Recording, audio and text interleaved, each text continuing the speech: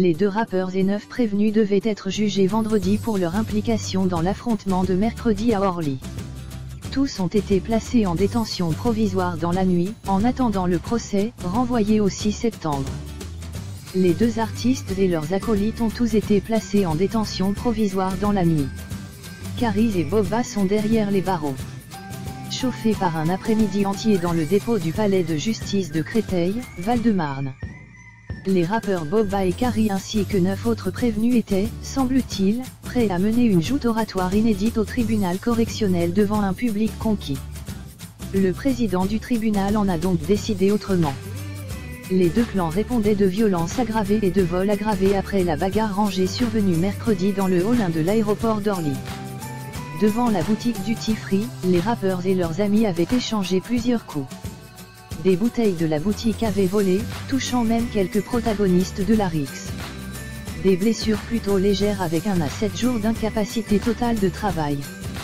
Tous les prévenus sauf un ont voulu être jugés sur le champ. Le tribunal a renvoyé le procès au 6 septembre. Le président expliquant qu'au regard de l'heure et de la complexité des débats, on accordera très probablement un renvoi.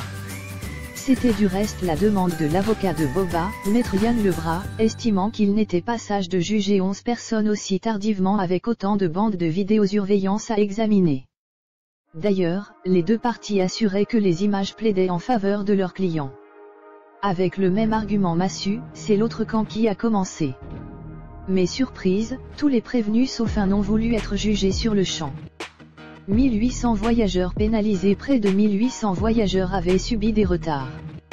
Aéroport de Paris a déposé plainte pour trouble à l'ordre public avec préjudice d'image et financier, ainsi que mise en danger de la vie d'autrui. La bagarre avait empêché, selon la société, la mise en place d'un périmètre de sécurité autour d'un bagage abandonné. La société s'est portée partie civile. Une 2e plainte avait été déposée par Air France. Selon la compagnie, les retards de ces appareils lui ont coûté 8 500 €. Le gérant de la boutique de Duty Free, qui a aussi déposé plainte, a, lui, fait état de 54 000 € de dégâts. Le palais de justice de Créteil, Val-de-Marne, avait des airs de palais des congrès, accueillant un concert inédit avec 2 frères ennemis du rap sur la scène.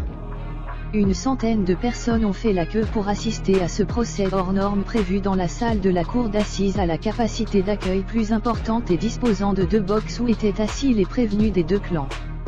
Devant le tribunal, Booba a assuré qu'il ne savait pas que Caris voyageait le même jour que lui. « Si j'avais su, j'aurais changé mes billets », a-t-il dit, précisant qu'il était, bien évidemment prêt à payer 50% des dommages et intérêts. Le parquet a requis 6 détentions provisoires dont celle de Booba, une interdiction de paraître dans un aéroport pour les 11 prévenus. La procureure a évoqué un événement grave, la violence de la scène, et souligné qu'Orly était la vitrine de la France. Et un cautionnement conséquent. L'avocat de Caris, Maître Yacouti, a regretté qu'il n'y ait pas eu de juge d'instruction saisi. À minuit, les plaidoiries se poursuivaient.